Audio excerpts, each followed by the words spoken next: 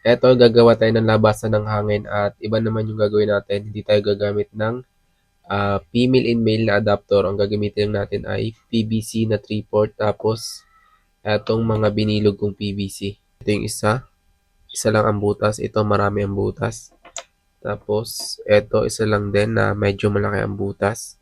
Etong pinakang groove na yan, dyan natin ipapasok etong guma na nakuha natin dito sa pito ng pang tubeless. Eto. Ayan, dito natin siya ilalagay. Pasok natin. Ayan, saktong-sakto lang talaga siya. At naglagay ako ng kunting allowance dyan para kapag sinuot natin to, hindi tutuon etong PVC dito, kundi ang tutuon etong guma. Ayan, ayan yung lapat niya. Wala talaga yung kasingaw-singaw. Pinalo to, kakawang yan. Tapos yung hangin, papasok dun sa butas na yan at re-release dun sa elbow. So, buuhin na natin. Ito yung spring, ganito ako maglagay. Kailangan nakasigo siya doon para hindi siya magalaw. Ito yung pinagtutuunan ng spring, papasok na natin hanggang dito sa may guhit na yan. Pasok natin.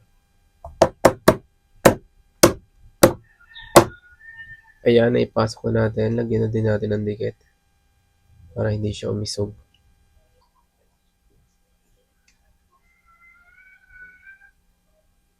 Ganyan siya maglaro dyan sa loob. Pinagtutuunan ng spring. Tapos ito ay pasok na natin.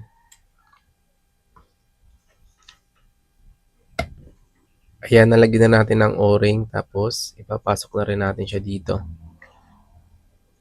Pataob siya, hindi nakaganyan. Dapat nasa loob yung o-ring. Pataob. Pasok na natin.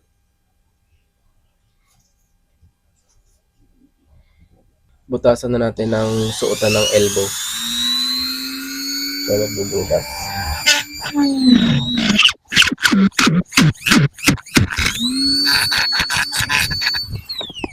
Kapag pinalo to, lalabas ito yung hangin. Eto na, naikabit na natin at tatry na natin. Nabumbahan ko na rin to. Pasakan natin siya ng plastic. Tapos paluin natin to. 1, 2, 3. Ayan. Lakas na ng hangin niya. Konting pampa lang yan. Hindi ko siya sinasagad pa. Pero malakas na siyang